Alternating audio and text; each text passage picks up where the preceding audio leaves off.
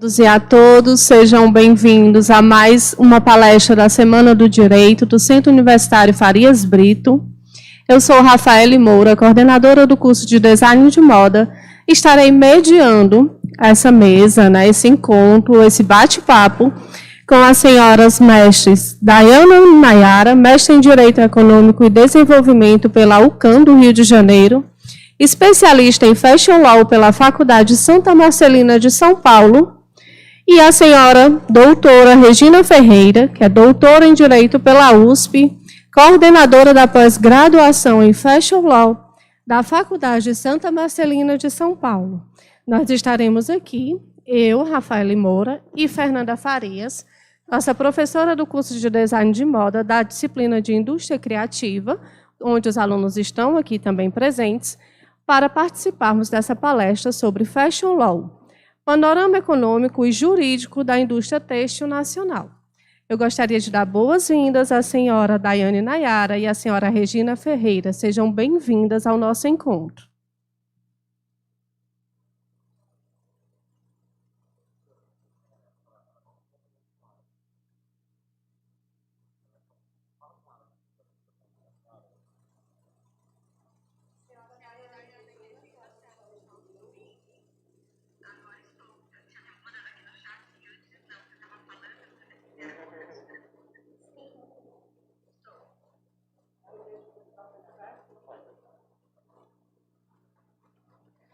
Somente ratificando, sejam bem-vindas ao nosso encontro. O Centro Universitário Farias Brito está muito feliz com a presença de ambas.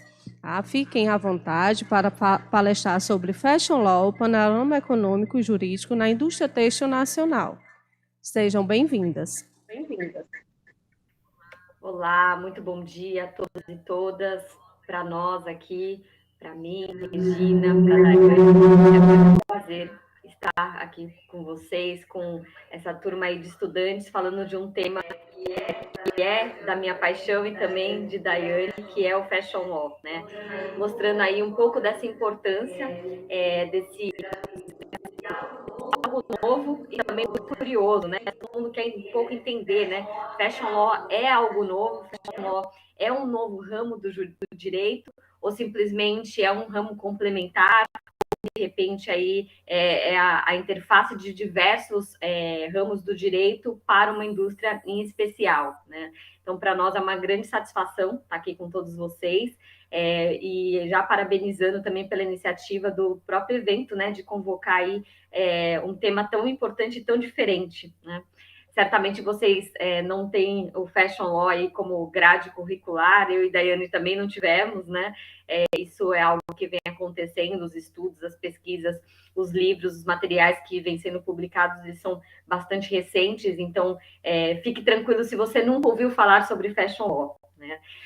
No fundo, o Fashion Law, hoje eu acho, pelo menos na minha visão, não é um ramo jurídico novo, né? No sentido de uma nova área do direito, até porque a gente está falando aí, dialogando sobre bens jurídicos que já são existentes, né, que já existem, mas sim o que a gente tem de diferente é a leitura que é feita em relação a tudo isso. Então, vocês já devem ter ouvido aí falar sobre direito desportivo, sobre direito na indústria de petróleo, né, na parte de óleo e gás, sobre direito do entretenimento, e com o Fashion Law é mais ou menos a mesma coisa que está acontecendo. Ou seja, nós temos um segmento, uma dimensão, né, que a Daiane vai depois até explorar um pouco mais, uma dimensão aí de um negócio que é extremamente relevante, economicamente falando, para a nossa estrutura econômica, e também a gente está falando de uma indústria extremamente pujante e que tem problemas particulares e que a faz aí um pouco diferente de outros ramos, e que a gente, de alguma maneira, olha e fala assim, nossa, o direito precisa agir de uma maneira diferente, né? Então, o Fashion Law um pouco é isso, um pouco do direito do que a gente já aprendeu, do que a gente tem nos bancos aí escolares, sendo aplicado para uma área específica que é da moda, né? E aí vocês vão me perguntar, mas assim, o que tem de tão, né, especial assim na moda? Por que a gente tem que considerá-la, né, de alguma forma diferente ou particular, né? E a gente pode citar diversas delas é fatalmente a questão econômica.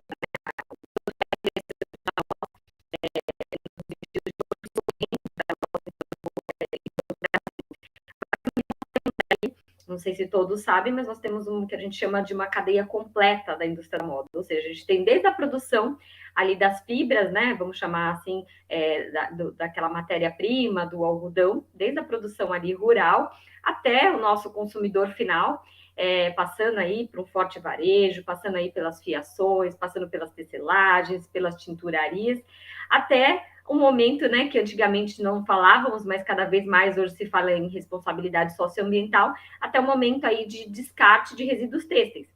Ou seja, partindo ali desde um produtor rural, né, que vai plantar ali o algodão e vai usar produtos químicos, materiais perigosos, vai expor de alguma forma esse trabalhador, né, que está ali sujeito a essa colheita, até um consumidor final e depois onde vamos descartar todo esse lixo que compramos, que consumimos. Então, a gente já tem aí um aspecto que eu acho que já é diferencial em relação a outras áreas, que é ter uma cadeia completa e bastante complexa, né, dentro do nosso território nacional. E por isso que é tão legal iniciativas como essa que está acontecendo hoje, porque cada localidade tem a sua especificidade. Então, eu, por exemplo, eu sou de São Paulo. Então, quando eu penso em São Paulo, a gente pensa em diversas empresas que estão situadas em São Paulo, grandes negócios, e principalmente numa região que eu não sei se vocês já ouviram falar, que chama Bom Retiro. E o Bom Retiro, ele é como se fosse, além da questão de vender roupas, ele produz muitas roupas.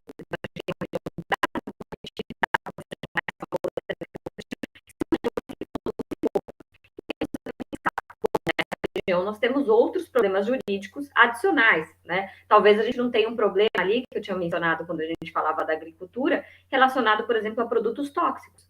Mas nós temos ali trabalhadores trabalhando na máquina de costura. Como é que esses trabalhadores estão trabalhando? Será que eles têm as condições ideais, né, de saúde, de salubridade, né, de um ambiente de trabalho decente? Será que eles estão sendo remunerados adequadamente?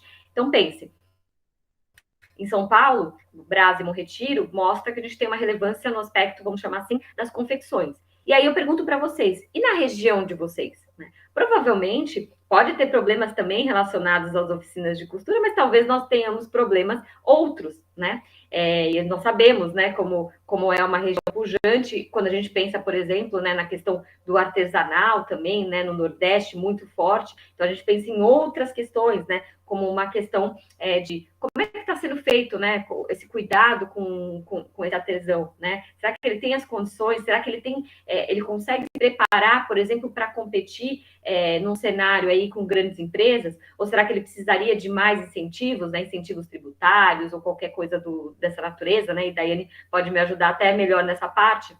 Então, além da complexidade que a gente tem de um país chamado Brasil, né, que são vários, né, várias regiões, nós temos ainda especificidade em cada região.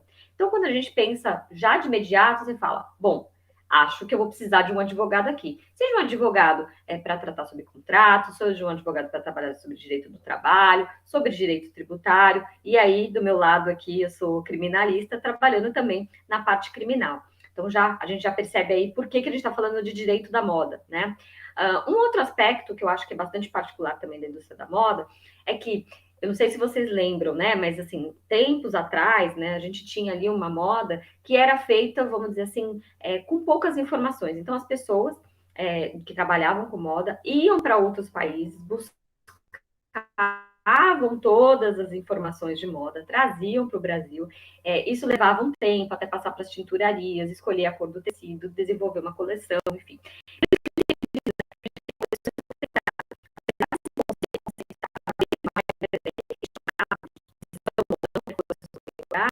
A gente percebe que ali a gente tinha um processo, uma construção criativa que demorava algum tempo. Ou seja, o criador, ele criava e até essa produção, né, ser copiada, vamos chamar assim, levava um tempo. Hoje não. Com acesso à informação, tudo que está sendo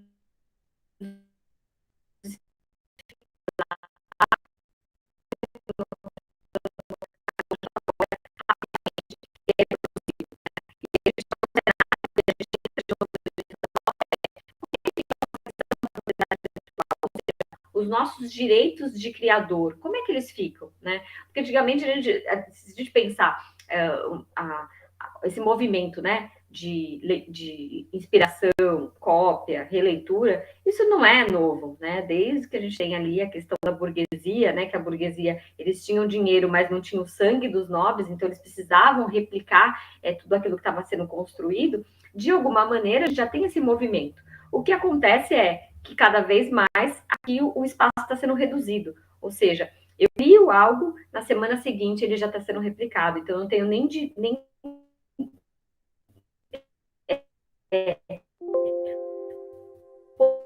possibilidade de voltar à particularidade ali do direito da moda. Quando a gente pensa também, o direito da moda, ele vem, esse que a gente chama, né, direito da moda fashion law, né, e a Daiane defende, né, até é bastante interessante o livro que ela publicou recentemente, ela defende, né, com muita força e muito fôlego, que a gente precisa chamar aqui no Brasil sobre direito da moda.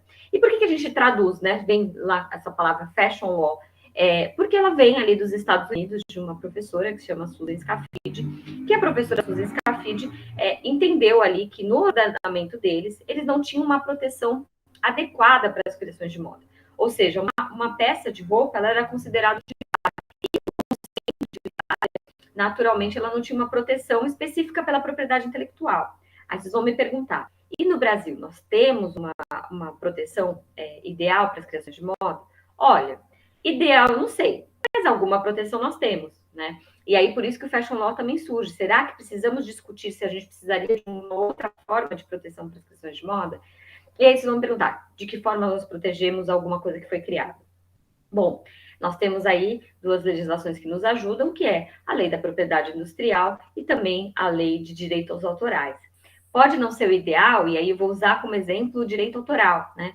O direito autoral, que para nós sempre foi tido muito com a questão dos livros, enfim, com a parte escrita, quando pensamos, será que ele é interessante para uma criação de moda? Aí você pensa que o direito autoral, ele vale a vida inteira do criador, mais 70 anos após a morte. Será que para uma criação de moda, né, para aquela blusinha que vai chegar e daqui a pouco, na semana seguinte, eu já estou interessada em comprar outro, será que faz sentido a gente falar de uma criação tão longa, tão extensa, né? Mas não podemos dizer que não temos, né? Mas o direito da moda, então, ele surge nos Estados Unidos como uma preocupação essencial com a propriedade intelectual e vai ganhando abrangência para chegar no nosso país e a gente interpretar o seguinte: a propriedade intelectual é muito importante, é uma área muito correlata, próxima, né, do fashion law, mas não é só, né? Quantas outras questões, né, mencionei aqui a questão do direito tributário, mencionei aqui a questão do direito do trabalho, e se falarmos dos contratos, né, os contratos que estão estabelecidos ali, desde contratos de prestação de serviço, contratos de distribuição, contratos de franquias, quantas coisas nós temos envolvidas. E aí vocês vão me perguntar, tá, mas todas as áreas do direito têm isso, né? Todos os setores, né, de negócios basicamente têm isso. De fato tem, mas a moda ainda tem algo que eu sempre digo que é muito mais, vamos chamar assim, delicado. A moda, no geral, ela vive de algo que a gente chama de marca, né? Então, a marca não só como um sinal, né, distintivo, como a gente fala, né, de propriedade industrial, mas a marca enquanto nome, né? Quantos casos vocês já ouviram falar ou perceberam na mídia e que se diz assim, olha, a empresa tal cometeu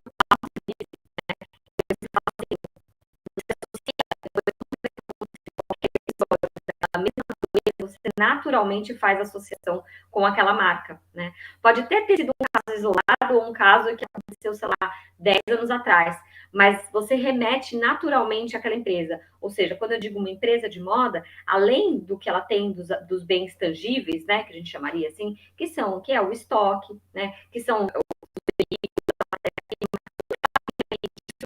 a gente consegue perceber, ela também tem os ativos intangíveis, né? A marca é um deles, mas tem um que é muito essencial e muito importante, que é o que a gente chama de reputação. E a reputação, ela vem sendo construída paulatinamente, né? Ou seja, você não tem uma reputação, e isso a gente pode traduzir até para uma pessoa física, né?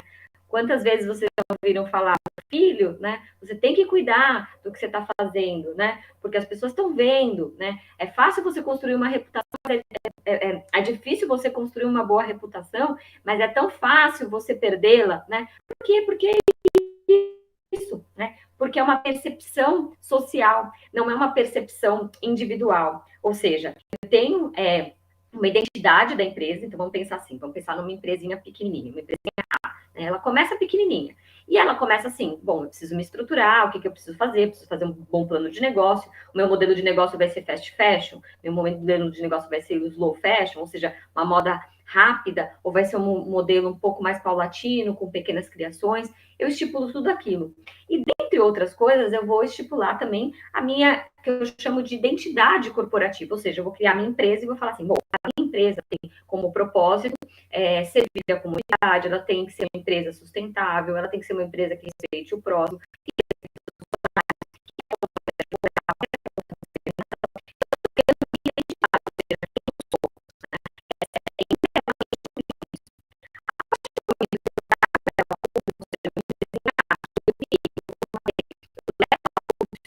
para as pessoas, seja ela pequenininha ou grande, a partir desse momento, as pessoas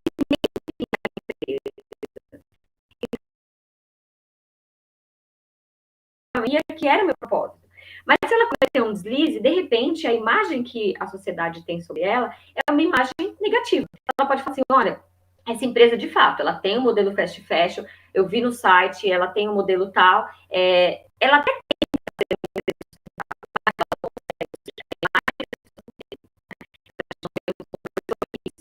e aí o modelo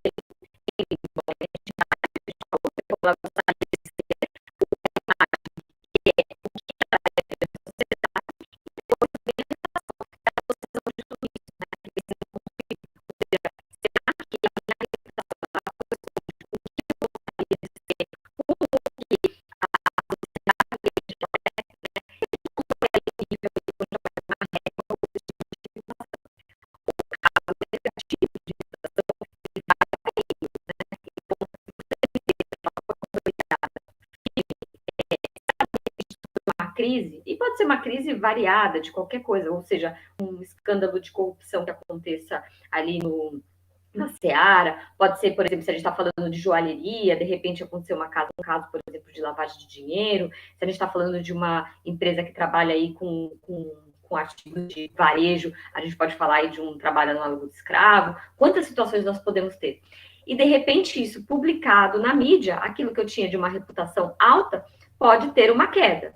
Se for uma empresa que eu consolidei ela enquanto uma empresa forte, firme, e de repente ela tem ali uma estrutura para lidar diretamente com crise, até uma reserva ali, vamos dizer, financeira mesmo, para poder investir e melhorar essa reputação, a gente começa ali a ter uma empresa que está baixa, mas que a gente consegue voltar. Mas imagine para uma empresa, por exemplo, pequena, que ela está construindo, está chegando aqui nesse nível, e de repente vem um escândalo desse. Dificilmente ela consegue se reerguer, né? E a gente está falando de reputação, que é algo que foi construído ao longo do tempo, né? Então, por isso que a gente diz que a moda, além dos bens tangíveis, né, que a gente consegue perceber, né, que são factíveis, né, até táteis, a gente tem também os bens intangíveis, e dentre eles está a marca e a reputação corporativa. Por isso que todo cuidado, né, com uma empresa de moda, ele é extremamente relevante. E é cuidado com os seus funcionários e também cuidado também com a estrutura jurídica que você está criando. Aí vocês vão me perguntar, mas assim, entendi que a moda, então, precisa ter uma leitura de um advogado, né, de alguém que trabalhe com direito, que entenda do direito, né, porque você não necessariamente precisa ser advogado para trabalhar com o direito da moda. Você não pode advogar se você não tiver OAB, mas você pode fazer outras coisas. Por exemplo, você pode ser estagiário numa empresa que eventualmente tem um departamento jurídico, né? Você não é advogado ainda, mas você está prestando uma assessoria ali para uma equipe e está sendo, vamos dizer, ensinado, né? Criando toda uma estrutura para isso. Aí vocês vão me perguntar, e quais são as oportunidades, né? Por que eu deveria investir? Será que eu devo fazer minha monografia sobre fashion law? Será que tem uma relevância? Sim, tem toda a relevância, né? E aqui, aí somos prova viva disso, né? Alguns anos atrás, sequer nós tínhamos livros publicados sobre direito da moda no Brasil. Hoje nós temos alguns livros, né? Ainda, eu digo até que o Brasil, ele positivamente, né, me surpreende positivamente nesse aspecto, porque geralmente a gente fala, né, não, o que vem de fora é melhor. Mas as coisas que estão sendo criadas aqui, né, tem tanto fôlego, tem tanta riqueza, que a gente pode dizer, além de nós sermos um país que tem necessidade, que tem demanda de um advogado de direito da moda, nós temos também produzido conteúdo, né? Então a gente está no momento, assim, vamos dizer, de pujança de algo, tá? Então, se eu falar para vocês assim, pode procurar vaga que vai ter vaga de direito da moda, eu vou estar mentindo. Não tem vagas de direito da moda. Elas estão sendo criadas por quê? Por quem está olhando e enxergando isso como uma oportunidade. É a mesma coisa, eu vi que vocês vão ter ali, acho que a palestra seguinte, alguma coisa voltada para direito eleitoral. Alguns anos atrás, a gente não falava sobre escritórios de direito eleitoral.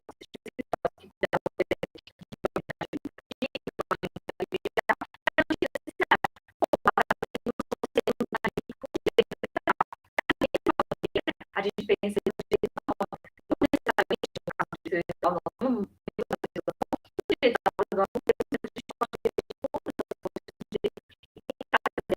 alguma concretude, né? Pensando sempre no quê? Bom, como é que eu faço para criar, de repente, uma estratégia jurídica que eu possa defender essa empresa que eu estou advogando, né? Que eu estou, de alguma forma, olhando para ela, e, ao mesmo tempo, ajudar para que esse empresário consiga trabalhar, né? Porque quantas vezes vocês não ouviram, né? Que ser empreendedor, ser empresário no Brasil é uma difícil missão, né? Nós temos uma série de entraves. Então, nós não temos que ser exatamente aquele advogado, né, que é travado.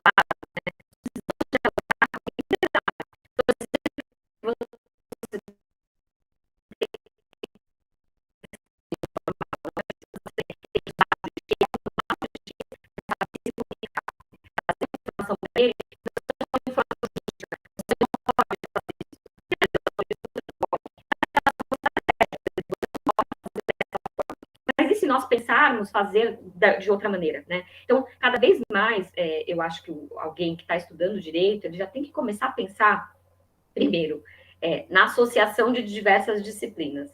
Então, não dá para você dizer assim, eu não gosto de direito do trabalho, e por isso eu não vou saber nada de direito do trabalho. Você pode não gostar de direito do trabalho, você não vai precisar trabalhar com isso. Mas você precisa saber alguma coisa de direito do trabalho, porque as coisas têm relação, né?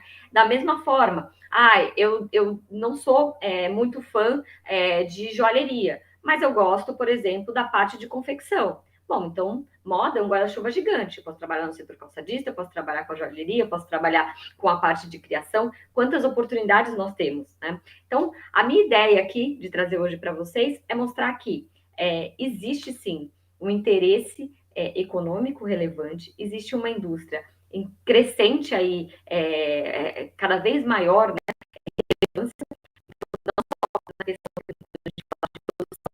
Também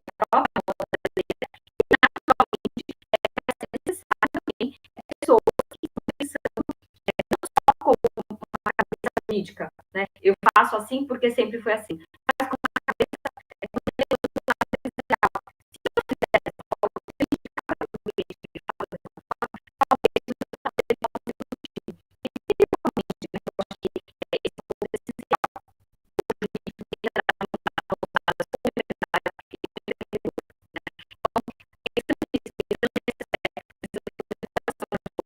talvez diferente, toda uma cadeia produtiva, tentando entender esse valor que existe não só do valor econômico, mas também desses intangíveis. A gente pode sim dizer que o direito da moda é bastante relevante, tem crescido, né? E tem ali uma oportunidade imensa para quem desejar. E as oportunidades de trabalho, elas vão vir via de consequência. Quanto mais a gente for falando sobre os temas, mais as empresas vão entendendo a nossa importância ali naquele cenário e vão buscar um profissional ali que tenha maior e maior capacidade ali de traduzir aqueles interesses que seriam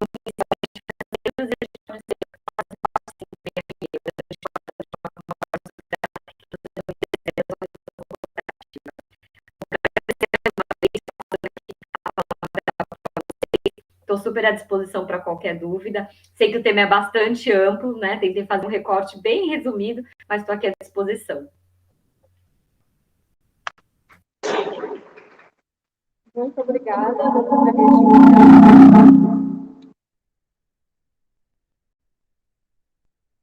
Muito obrigada, doutora Regina, pela fala. Tão importante para nós, né, que somos da moda e os alunos que são do direito também, porque nós estamos com a turma mista aqui no Espaço da Palavra do FB Uni. E aí é super interessante quando a senhora fala sobre o empresário, né? Enquanto empresário, a gente precisa ter esse conhecimento para trabalhar da melhor forma. E enquanto funcionário, o Fashion Law, ele também trata dos nossos alunos enquanto funcionário, enquanto estagiários na moda. Como seria essa visão do outro lado, já que a gente viu a visão do empresário?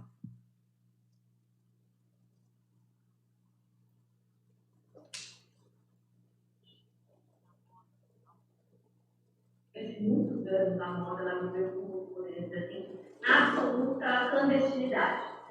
Então, quem não ouviu falar, né, que legal também que tem um público aí com várias áreas, né, a gente só cresce, né? Até porque, como eu disse, o direito da moda ele é multidisciplinar e não é só do direito, né? A gente está falando de empresariado, de várias pessoas envolvidas. E quanto tempo, né, nós não ouvimos falar, né? Ah, não, mas é que lá é assim, né? Na empresa que eu trabalho, eu sou freela, né? Eu não tenho um contrato. Ah, eu não tenho isso. Ah, eu sou modelo, né? Ah, eu sofro assédio, mas assim, é normal, todo mundo sofre assédio. Quanto tempo, né, nós nos naturalizamos, ouvimos esses absurdos e a gente entendia como algo assim, ah, lá acontece, né? E o que está acontecendo hoje, nos dias atuais, esses fatos não ficam mais sem uma resposta, porque a gente tem hoje um movimento que é das redes sociais. Então, antes você cometia determinado deslize, sei lá, você não respeitava aquele seu funcionário, né? Aquele funcionário não tinha nenhum direito de falar ou qualquer coisa do tipo. No máximo ia sair uma notinha no jornal, no dia seguinte aquilo ia virar o embrulho do peixe, né? Do peixe, ou então ia virar ali o jornalzinho para o cachorro e nunca mais falava nessa notícia. Hoje a gente tem uma internet com memória. Então, tudo que você faz, aquilo vai estar para sempre, né? Quantas vezes a gente não viu no Instagram, tem até Instagrams que, né, tem essa postura até mais política mesmo, de reclamações e etc. Então, por esse motivo, os empresários têm que prestar atenção nesse funcionário. E mais do que isso, esses funcionários estão deixando, né, esse funcionário no sentido lato, tá? O colaborador, né? Porque ele pode não ter um contrato de trabalho, mas ele tem uma relação ali negocial de alguma maneira. Então, ele também não está mais deixando que as coisas fiquem tão quietas. Então, os incômodos que antes eram incômodos tidos como naturais, hoje não são mais, né? Então, a gente tem, por exemplo, gosto muito de citar o exemplo dos modelos, né? Que muitos vinham, principalmente para São Paulo, né? Vinham para São Paulo ali com o dinheiro praticamente do transporte, chegavam aqui para fazer um casting, ficavam o dia inteiro sem alimentação e depois ganhavam, né, nenhum correspondente para poder voltar ali para sua cidade. Então, nós tínhamos situações, sempre tivemos situações delicadas, mas acho que o que está acontecendo é um movimento diferente, de que as pessoas não aceitam mais esses incômodos e estão se manifestando. Então, a moda, ela não só, que a gente ouve tanto falar, né? Ah, é a moda sustentável. A moda sustentável não é só que a gente está falando do sistema, da questão ambiental. Moda sustentável como um todo, né? É você ter transparência nas relações, é você ter um ambiente respeitoso para esse colaborador, né? Então, você respeitar, que a gente chama de socioambiental, né? É o macro. Né? Então, eu acho que nesse aspecto também a gente tem uma mudança, não só da postura do empresário, mas também em relação ao incômodo dessas pessoas que trabalham dentro da indústria da moda e que não aceitam mais esses desrespeitos.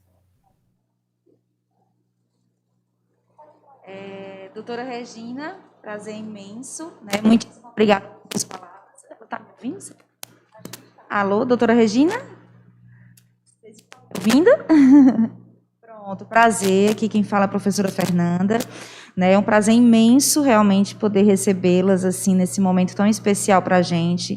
É uma das coisas que a senhora falou e que realmente eu reforço aqui é justamente dessa importância do conhecimento, do conhecer, né? E quando a gente fala de direito na moda, de fashion law, é muito importante isso, ter esses conhecimentos que há alguns anos a gente realmente não tinha. Eu queria só destacar alguns pontos que a senhora falou com muita propriedade, né, e perguntar um pouquinho mais, na verdade, em relação a esses pontos. em questão da relação desse surgimento, não é nem um surgimento, mas, na verdade, desse grande crescimento, né, do conhecimento do direito da moda. Eu gostaria de saber se existe alguma relação, né, com a questão do fast fashion, com a queda, né, do prédio em Bangladesh, que foi um grande impulsionador, na verdade, né, dessa preocupação social com o direito do trabalhador, né, e aí, logicamente, muito mais relacionada à moda.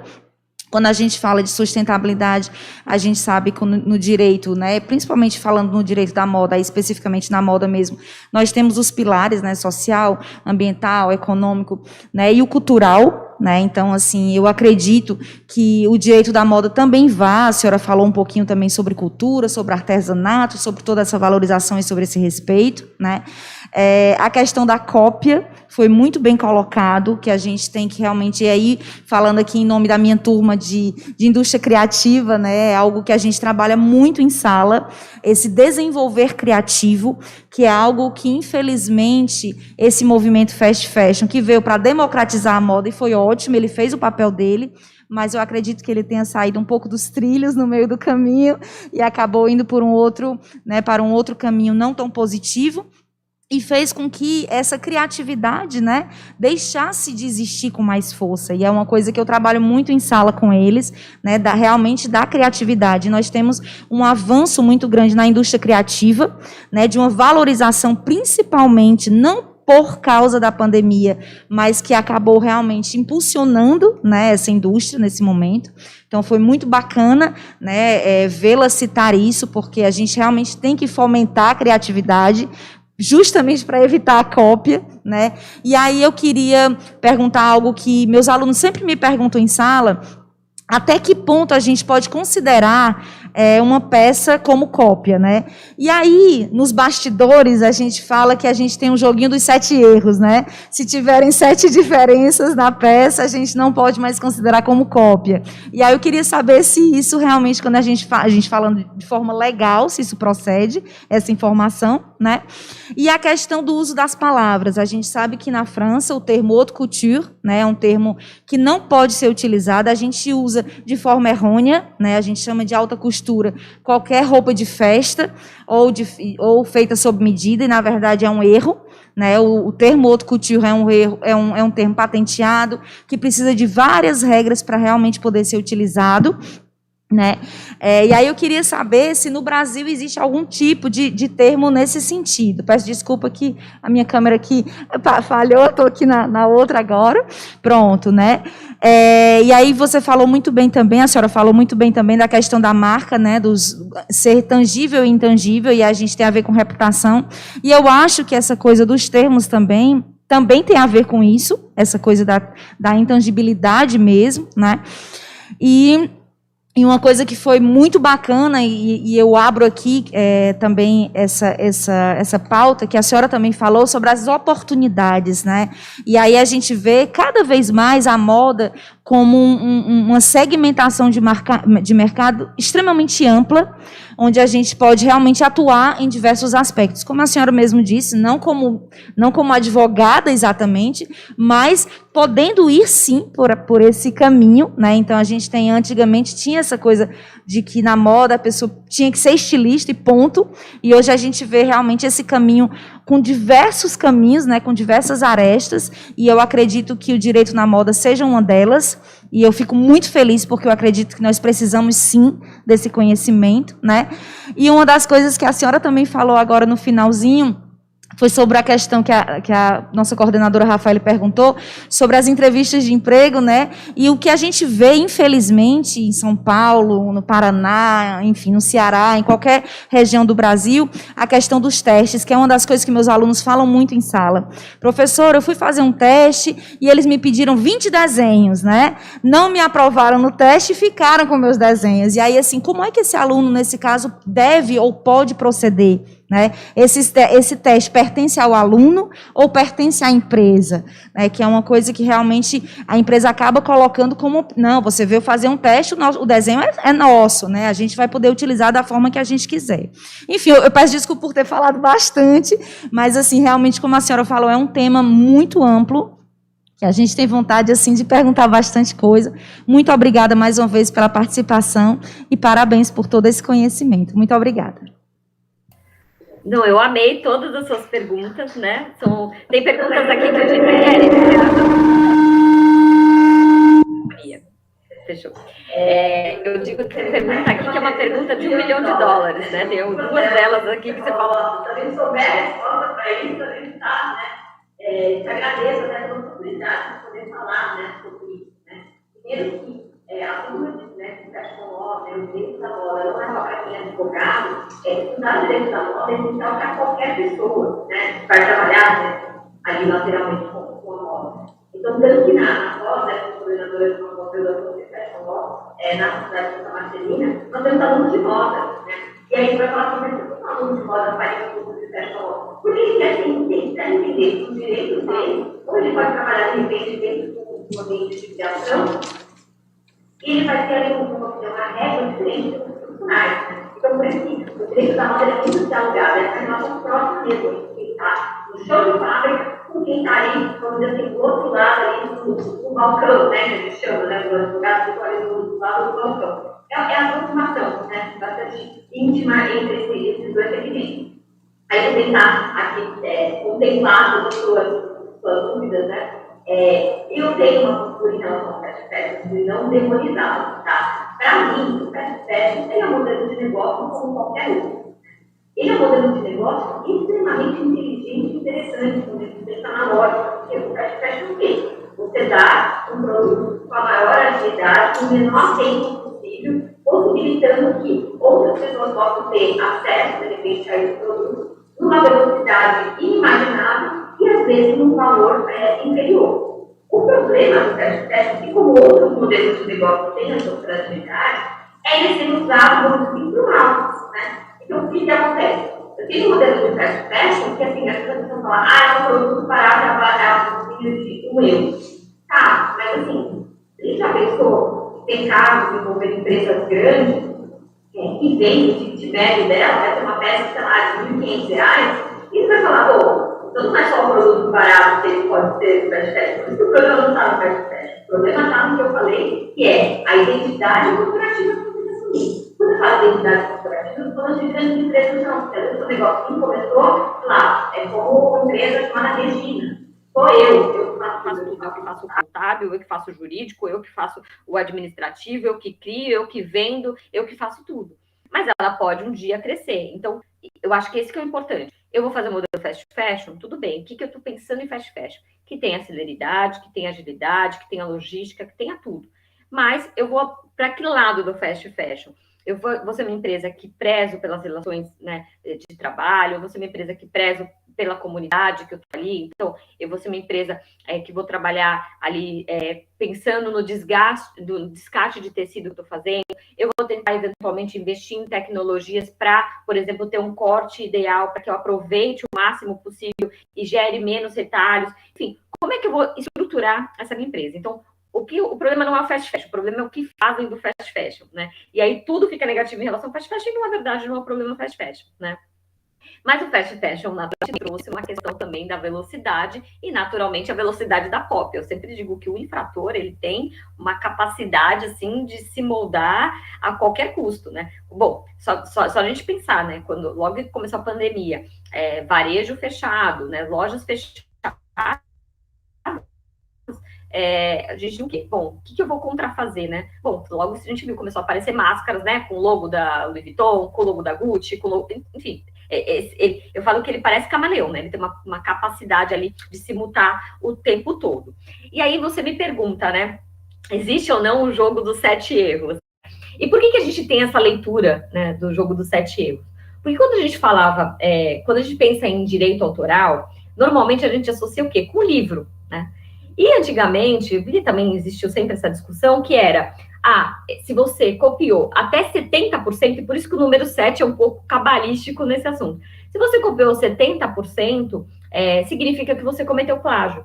E aí o que aconteceu? De alguma forma, tentaram transplantar isso para uma coisa criativa, né? E aí, será que faz sentido a gente falar de 70% de cópia? O que seria 70% de cópia, né? Então, por isso que a gente fala do jogo de 7 erros. Mas aí, quando a gente pensa, jogo dos 7 erros é, se eu fiz tantas alterações para transformar isso num produto diferente, primeiro, eu estou tendo um trabalho, um investimento gigante. Então, talvez eu já tenha ali um resultado completamente diferente. Então, você nem precisava copiar, né? O que você precisava era, talvez, ter uma leitura, ter um mood board muito legal, muito bacana, sobre várias referências, e a partir daquilo criar. E se você criou, é seu, né? O que você não pode é transformar algo que já existe. Então, por exemplo, eu pego essa caneta aqui. Bom, a minha caneta, ela tem bolinha, ela é vermelha e tem as bolinhas brancas. Bom, se eu pegar, em vez de transformar ela é gordinha e baixinha aqui. Se eu fizer ela uma caneta longa, em vez de bolinha, eu colocar estrelinha, de repente colocar tudo em prata, não em dourada, como que tá aqui.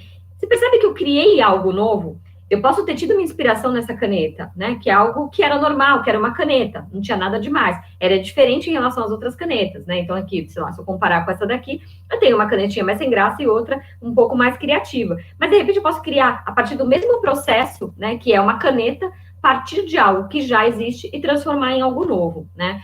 O problema é que a gente tem que é uma preguiça. Então, tem duas coisas, tem um misto. É uma preguiça, muitas vezes, né? Porque criar dá trabalho. E também, às vezes, a velocidade. Então, por exemplo, se eu vou trabalhar dentro de um departamento criativo de uma empresa de moda, vai me exigir uma criatividade, uma agilidade tão alta que, às vezes, eu chego a dizer assim que pode ser até considerado, de repente, um assédio, né? Porque aquela pessoa que está entrando ali naquele ambiente de trabalho me fala como que alguém pode criar sendo pressionado, né? Ou então, como que alguém pode criar com alguém dizendo assim, reproduz. Porque, no fundo, é isso. E aí que vem um pouco do senso, né? E o aluno cada vez mais tem que ter um pouco dessa iniciativa, porque a moda só vai mudar se esses profissionais começarem a ser...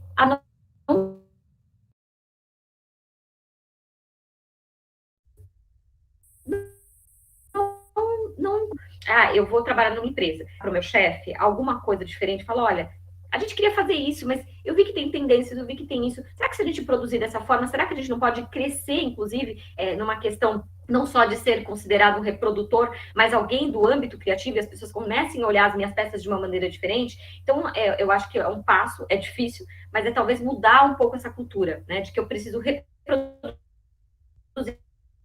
para conseguir vender. Não, você precisa vender valor. Né? Você precisa vender peças, você precisa vender valor. A partir do momento que você cria algo novo e que você mostra que aquilo que você está criando é algo muito mais especial e que não existe no mercado, você criou, agregou valor. Né? Você não tem só uma peça, você tem um valor para ser comercializado. Né? E as pessoas precisam entender também que você precisa valorizar o seu próprio trabalho. Né? E aí vem com a pergunta lá de $1 milhão também, que é relacionado à questão de vou fazer um teste. E assim, eu já tive vários casos de pessoas que, por exemplo, não só tiveram a infelicidade de não ser aprovado, né, no processo seletivo, que isso pode acontecer com qualquer pessoa, e não tem como eles conhecerem a sua habilidade se não for por meio desses testes, mas eles tiveram, já tive uma pessoa que ela fez, era uma vaga para ilustração, e ela fez, né, eram estampas, ela fez todas as estampas, acho que era para beachwear, alguma coisa nesse sentido, e ela não foi contratada e passou pouquíssimo tempo, todo aqueles desenhos que ela tinha feito tinham sido reproduzidos. Eu não sei como é muito bem esse ambiente quando vocês vão fazer os testes, mas será que não dá para, assim, tirar uma foto? Falar assim, olha, eu queria tirar foto só para o meu arquivo, né, pessoal e tal. Tirar foto. Se a pessoa falar não tirar foto, mas assim, tudo bem, mas eu não tô sendo contratado, tudo bem que eu tô participando de um teste, né? A situação é diferente quando a gente está falando de uma relação, de um contrato de emprego, né? Então, por exemplo, se você foi contratado para criar, primeira coisa que você tem que observar, eu tenho um contrato, né, de cessão ali, porque pense o seguinte, você é o criativo, você é o criador daquilo. Então, o direito autoral, no sentido moral, ou seja, de quem é o criador, é você e sempre será. Mas você, quando você está dentro de um ambiente profissional e você é contratado para aquela função específica, significa que você está transferindo, né? Você está cedendo aqueles, de uma forma remunerada, que vai ser o seu salário, você está cedendo aquelas suas criações. Então, é sempre bom você observar qual é o tipo de contrato que você tem. E esse contrato não é para sempre, tá? Então, ele tem prazo. Por isso, assim, que várias empresas cometem esse erro e depois, se as pessoas entram com uma ação, eventualmente, contra elas, elas ganham, porque ela tem ali o direito totalzinho de direito autoral, né? Então, ou seja, o direito autoral é do criador, o direito moral. O patrimonial, ele pode ceder, ele pode licenciar, ele tem os instrumentos, né? Então, assim, a gente está falando de um cenário diferente. Ah, vou fazer um teste. Eu não tenho uma relação. Né? Como é que eu comprovo essa relação? Tira foto, né? E aí se manda por e-mail. Fala assim, olha, desenhos que foram feitos para a empresa tal, a fim de teste e tal. O que eu quero dizer com isso? Registre esse seu processo criativo, ainda que tenha sido numa empresa, né, para um processo seletivo, registra isso de alguma maneira para mostrar que você foi o pai daquela criação, né? E para mostrar que você foi anterior àquilo que tinha sido publicado, né? Então, quer dizer, se ela vender depois na loja, você tem alguma forma de recorrer. Estou dizendo que vai dar certo? Não estou dizendo que vai dar certo. Mas, pelo menos, é uma possibilidade ali que você tem de, eventualmente, se der algum outro problema. E aí você me pergunta, uma outra perguntinha, sobre a questão dos termos, né? O que a gente tem de fato, né? Eu falo que o Brasil ama esse negócio dos estrangeirismos, para o arrepio da Daiane também, que não gosta muito desses estrangeirismos, porque isso, de alguma forma, a gente coloca a nossa moda lateral, né? Ao mesmo tempo, é importante você, às vezes, ter um nome em inglês para você se aproximar de outras comunidades, mas, ao mesmo tempo, a gente não consegue fortalecer o que a gente tem aqui internamente. E aí, a alta costura, né, o haute couture, também é um dos termos que ele é, assim, empregado de uma maneira, né, quase que... se fez moda de, como que eu posso dizer? Alguma coisa, alfaiataria, ou então alguma moda festa, ponto. É alta costura. E, na verdade, não é alta costura, né? Porque a gente sabe que alta costura é só o que é compreendido ali, naquele triângulo específico, dentro de Paris, feito ali, tem que ter sede própria, tem que ter perfume próprio, tem que estar naquele triângulo, naquela região específica de Paris, tem uma série de requisitos, não é qualquer pessoa que pode estar ali, tudo é feito internamente, com exceção de alguns bordados que podem fazer fora, ou seja, uma série de regras para estar ali dentro. E aí o que acontece? A gente pode usar alta costura? A gente não pode. E se alguém entende um pouco mais, vai falar, poxa, o que você está fazendo não é alta costura, né? Você pode usar, por exemplo, alta moda. Eu faço alta moda, né? E tem outros termos, enfim, eu sempre digo, né, que a moda sempre dá um jeito de ser cada vez mais Nutella, né? Sempre tem um jeito gourmet de você vender suas peças. E quanto mais original você for, eu acho que esse é o ponto, né? A gente está falando de criatividade, então quanto mais original você for, você pode empregar um termo novo que, de repente, represente suas peças, né? Eu vi uma esses dias da Patrícia Bonaldi, que agora me fugiu o nome, vou contar a Daiane vai dando a palestra, vou tentar achar aqui para falar para vocês. E que foi um nome que foi a primeira vez que eu ouvi, né? Que ela fazia, eram peças assim, tanto dá para você sair, né? No sentido de ficar super elegante sei lá, no final de dia e tal, quanto dá para você usar ali numa moda mais, vamos dizer assim, casual, durante o dia, enfim, numa moda praia e tal. Eu vou tentar descobrir o termo. E eu achei super interessante. Logo, logo, na hora que eu vi o termo, eu falei, logo, logo, esse termo vai começar a ser reproduzido como se fosse um lifestyle, como estilo, né? Então, acho que tudo que você puder criar novo, né? Não é criar novo, a coisa pode existir, mas tudo que você pode fazer a partir daquilo, eu acho que é esse o ponto, né, que te transforma diferente dos outros, né, e é ali que você vai vender, não uma peça de roupa, mas você vai vender valor de alguma forma. Não sei se respondi todas, mas sigo aqui à disposição. Foi perfeito, doutora Regina. Muitíssimo obrigada. Assim, realmente o intuito era que os alunos lhe ouvissem, né, como uma pessoa.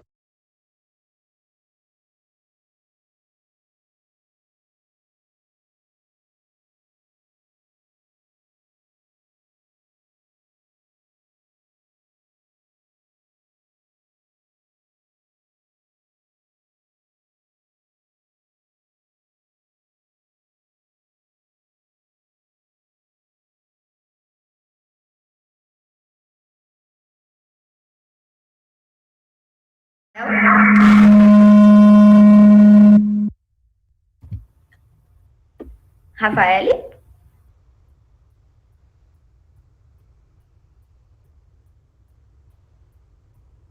Não estou ouvindo. Vocês estão nos ouvindo? Agora sim. Pedimos desculpas a vocês pelo probleminha técnico, foi rapidinho aqui. E vamos continuar, né? Foi maravilhoso esse contato direto, essa comunicação da doutora Regina, para falar com tanta proficiência para a gente, né? Principalmente esses casos que são tão comuns no nosso dia a dia. já agradecendo a doutora Regina, passar a fala para a senhora Dayana Nayara, né, para que ela possa falar um pouco sobre o livro que ela escreveu, nos dar dicas para os nossos alunos, para a leitura, certo? Fique à vontade, mestre Dayana Nayara, para que a senhora possa também ter a sua fala na nossa manhã tão produtiva. Obrigada, professora. Primeiro, eu quero agradecer a oportunidade. Para mim, que sou do estado do Ceará e estudei com a professora Regina no estado de São Paulo e tenho conhecimento do quanto a indústria têxtil cearense vem aí ganhando notoriedade, ter este momento em uma instituição de ensino no estado do Ceará, para mim, é muito importante. Também parabenizo a professora Regina por toda a explanação, que foi excelente, fiquei encantada e, mais uma vez, orgulhosa de ter sido sua aluna. Eu sou extremamente defensora, realmente, da identidade nacional. Dessa forma, eu acredito que o fashion law, o direito da moda, ele precisa ser propagado no português, propriamente dito, até porque, pelo menos no estado do Ceará, eu acredito que grande parte dos empresários são feitos, né, fazem uma gama de profissionais que, por vezes, não têm o acesso realmente à língua estrangeira e tudo, e não só aqui no estado do Ceará. Infelizmente, ainda no Brasil, o percentual de pessoas com conhecimento propriamente dito no inglês ainda é baixo. E se a gente quer levar o conhecimento, um conhecimento democratizado, que vai fortalecer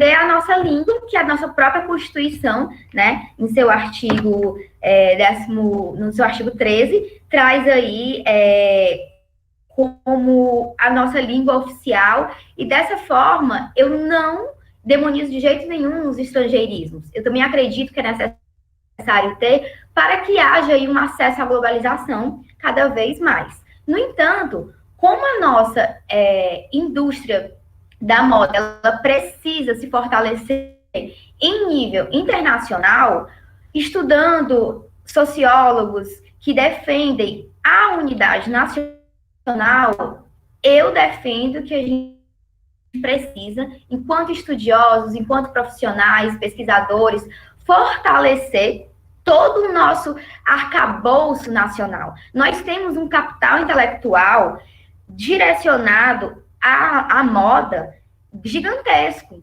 Por muitos anos, vocês que são professoras de moda podem confirmar para mim que muitos profissionais gabaritados saíram do Brasil para outros países em busca de oportunidades, de reconhecimento, né? Como se aqui no Brasil eles não tivessem o valor devido, infelizmente. E chega a ser até um paradoxo, porque a nossa indústria têxtil, ela é muito antiga, ela tem 200 anos aproximadamente. No estado do Ceará, nós temos 130 anos.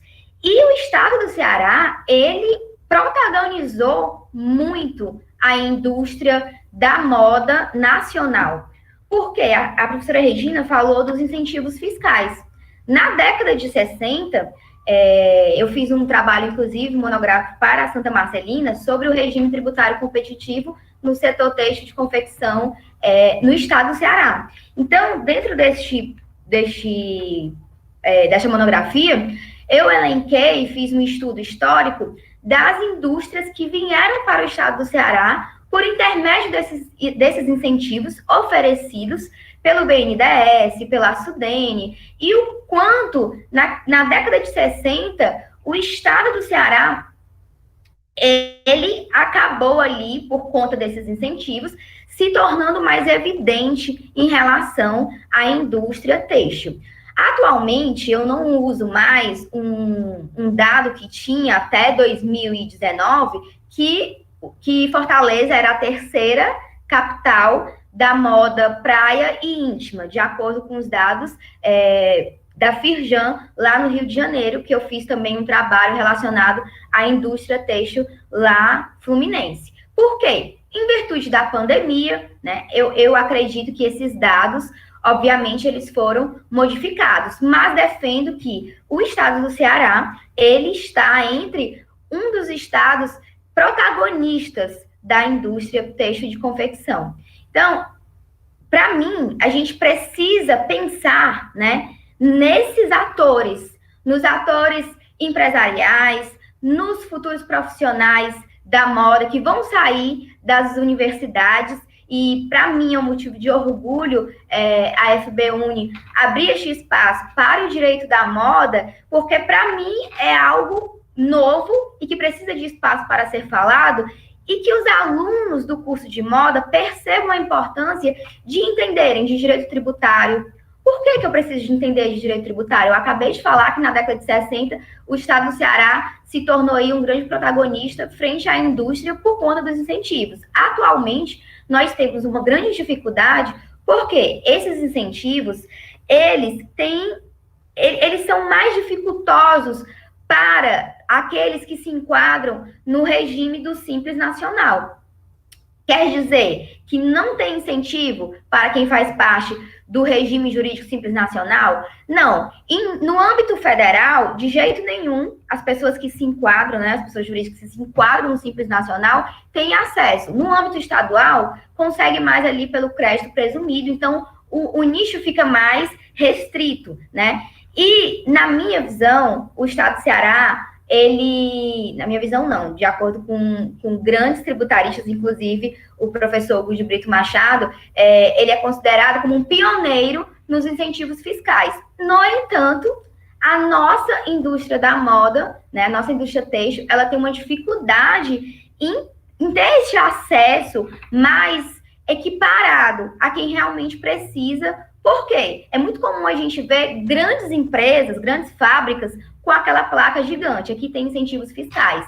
Isso também me arrepia muito porque, na minha visão, quem de fato está precisando é o microempreendedor, é a dona da confecção, das oficinas de costura, que antigamente chamavam de facções, né?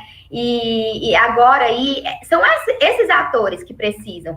E principalmente neste cenário que a gente está saindo de uma pandemia, que há necessidade urgente de investir em inovação, em tecnologia e em pesquisa. Para isto, é necessário que haja desenvolvimento econômico e incentivos.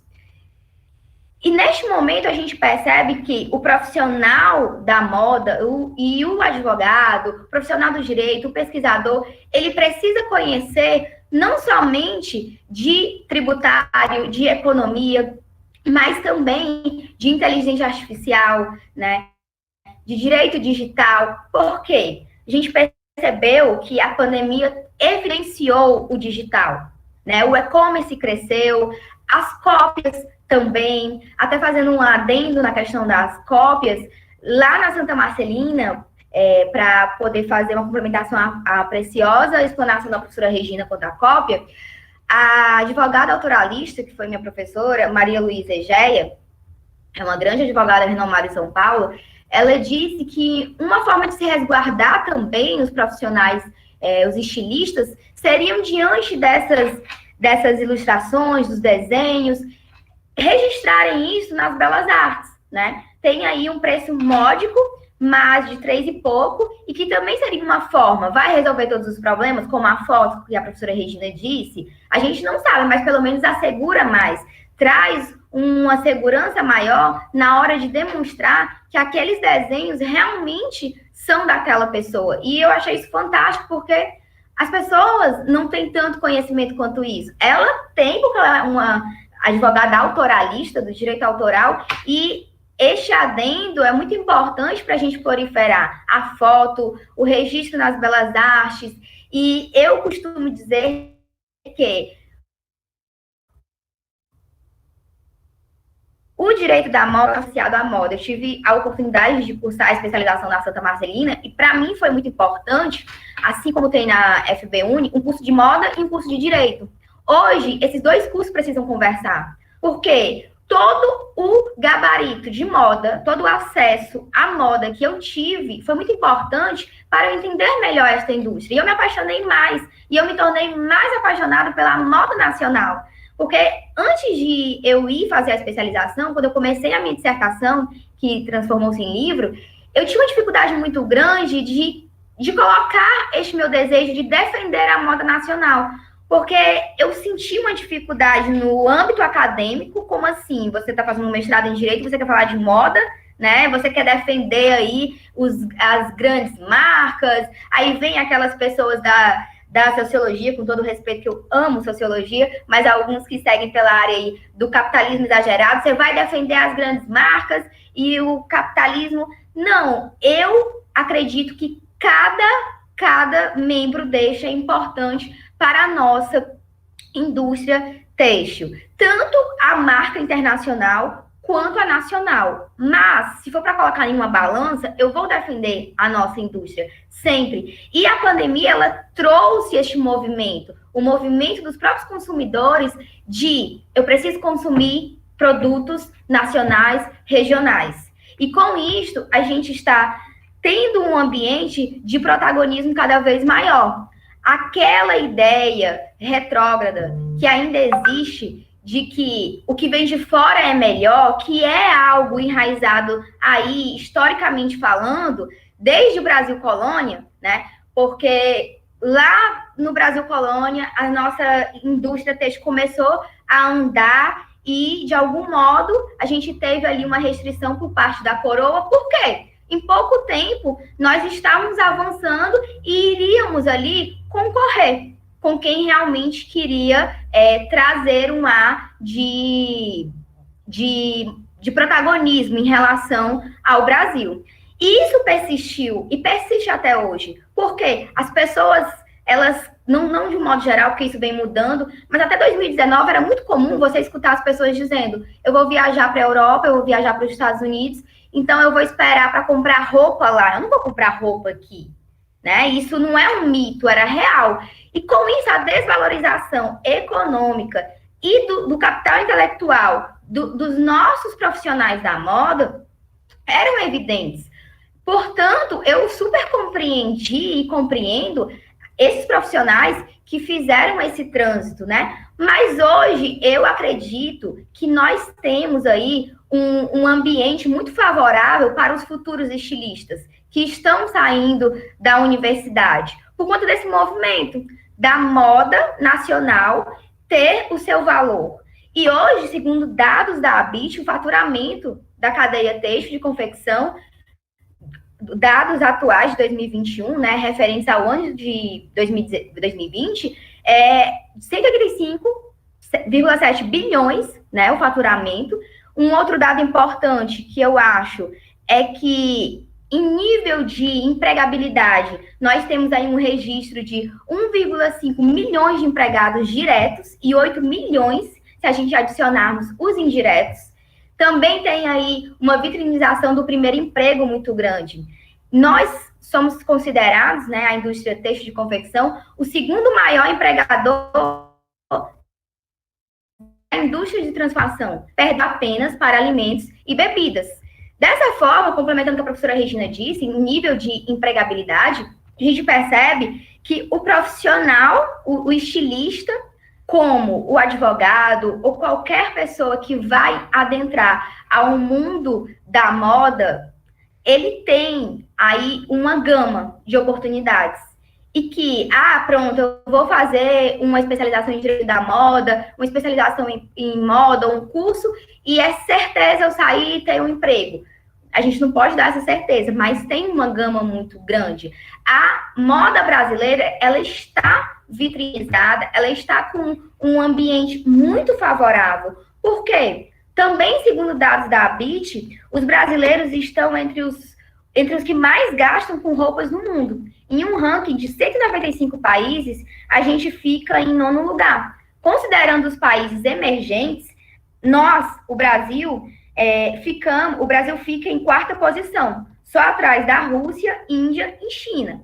Então, assim, nós somos consumidores, nós somos produtores, nós temos bastante matéria-prima, Eu amo defender o DENI nacional, né? Porque, principalmente nosso estado do Ceará, que tem ali no Maracanaú um polo forte de DENI e que, não vou citar marcas internacionais, mas na internet tem essas informações, marcas renomadas que vêm aqui no estado do Ceará comprar o nosso DENI e depois a gente vai lá e compra como compra uma marca nacional, uma marca cearense. A gente precisa mudar esse pensamento. Como que eu vou mudar isso? Trazendo essas informações, esses dados inerentes à economia do nosso país, defender essas mentes criativas. Tem algum? Obrigada. Por quê? Daiane, assim, Ave Maria, eu estou aqui amando tudo que você está falando, já ansiosa para ler seu livro, inclusive. Ah, que bom! Viu, assim, meus parabéns, eu gostaria, assim, a gente já está chegando no finalzinho, né, do nosso tempo, mas, assim, eu, por mim, né, pela coordenadora Rafael, por todos os alunos que estão aqui, a gente acho que passaria o dia inteiro aqui conversando, mas, assim, eu queria, assim, reforçar, na verdade, alguns pontos que você falou, que eu acredito que são de extrema importância, né? Na verdade, todos os pontos, né? Mas, assim, eu queria falar alguns em particular. Você falou muito dessa questão da valorização mesmo das nossas competências nacionais, né? E um dos pontos que você falou é justamente isso. Por questão de ética, a gente não vai citar nome de marca, mas a gente sabe muito que existe isso, essa valorização do que é feito fora, de marcas de fora, mas, na verdade, essas marcas são feitas aqui dentro, né? E a maior parte das pessoas não sabem disso. Então, elas, eu vou comprar fora. E, na verdade, a marca está sendo feita aqui no nosso quintal, vamos dizer assim, né? De forma chulamente falando, tá? Então, realmente, a gente precisa disso, dessa valorização da nossa identidade nacional, desse fortalecimento da nossa cultura, das nossas competências, né? Assim, como você falou, nós somos realmente o segundo maior. Nós temos diversos tipos de emprego que a moda oferece, né, na cadeia têxtil, na cadeia de criação, enfim, desde a costureira, da assistente, realmente é gigantesco. Nós sabemos que nós estamos passando por um momento de escassez de alguns tipos de mão de obra. Quando a gente fala da própria costureira, nós temos realmente uma diminuição muito grande disso, né? Mas nós temos um crescimento em outras áreas, então acho que vai meio que compensando, vamos dizer assim. Mas eu concordo demais com o que você falou, que nós precisamos sim investir em pesquisa, investir em tecnologia, investir em inovação. Nós precisamos disso, e para isso nós precisamos também desses incentivos fiscais. Concordo, né, assim, que não que a grande talvez não possa ter essa ajuda, esse incentivo, mas eu acho que sim, a gente tem que voltar o nosso olhar, né, enquanto políticas públicas, para os pequenos, né, que nós precisamos deles. Às vezes eles são esquecidos, mas se a gente comparar, em alguns aspectos eles são até mais importantes, né, principalmente quando a gente fala de um mercado popular, que nós temos a maior parte das nossas pessoas que consomem desse mercado mais popular. Então, é extremamente importante, realmente, a existência deste mercado, e a gente precisa, sim, desse incentivo, né. Uma coisa que você falou também, e que eu queria reforçar, que, inclusive, o próprio direito da moda anda ali em paralelo, né? Na verdade, as segmentações são muito juntinhas, e nós temos aí um período que a gente passou agora de pandemia, que abriu realmente essa questão da tecnologia com muita força, que não foi devido à pandemia, mas né, se acelerou, foi um processo que realmente foi acelerado. Quando a gente fala de indústria criativa, que é especificamente a disciplina com a qual eu estou com os meus alunos aqui, a gente fala realmente do capital de inteligência, né, criativa, desse capital intelectual mesmo, né, que a gente precisa disso, e a gente falou um pouquinho com a doutora Regina sobre essa questão da importância da criatividade para a criação e não para a cópia, né, e aí a gente tem aliado a isso toda essa parte de inovações tecnológicas, com criações de coleções de forma digital, que não existem, né? Elas estão ali apenas realmente no digital mesmo, onde a gente tem realmente uma abertura para outros tipos de forma de criar, onde a gente tem uma maior sustentabilidade, inclusive, porque eu não preciso fazer a piloto, eu não preciso da peça pronta, eu só vou realmente produzir depois que essa peça tiver sido vendida de forma virtual. Então, isso abre também outros aspectos que são importantíssimos, né? E aí a gente também também tem uma necessidade muito grande desse apoio do direito da moda, né, nesse momento da cópia também, inclusive, para esses modelos digitais. A gente tem a questão da impressão 3D, né, então a gente está vindo aí já há alguns anos com projetos sendo feitos, por exemplo, que você pode... A Louis Vuitton é uma das marcas que está com esse projeto, que você vai poder comprar, né, o seu kit para imprimir a sua bolsa Louis Vuitton em casa. Então, assim, com a cocriação do próprio consumidor. Então, a gente está com uma abertura gigantesca, né, para essa participação do consumidor, porque, afinal de contas, é ele que vai consumir, ele precisa se sentir participativo, e aí a gente vai ter uma necessidade também do direito da moda estar ali em conjunto para saber justamente até que ponto aquele produto vai pertencer à marca ou vai pertencer ao consumidor, em termos de criação, né? E a questão de outras diversas peças feitas de bactéria, feitas através da nanotecnologia, ou seja, nós temos ali aqui um universo gigantesco de possibilidades, né? Então, assim, como eu falei no começo, a gente tem vontade de passar o dia inteiro aqui com vocês. Eu gostaria de agradecer imensamente pela participação.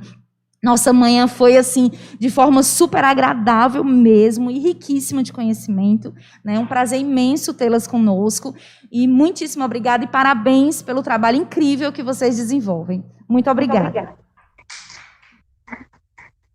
Obrigada pela oportunidade. Mais uma vez, fica aqui o nosso muito obrigado, em nome do Centro Universitário Farias Brito, pela presença de vocês nesse momento, pelo compartilhamento de informações tão importantes. As pessoas, tanto da senhora Regina Ferreira, quanto da senhora Daiane Nayara. Fica aqui o nosso muito obrigada.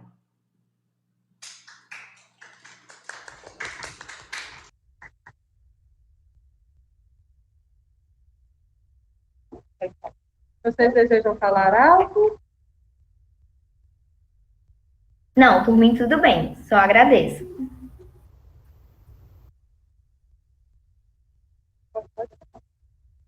Então, muito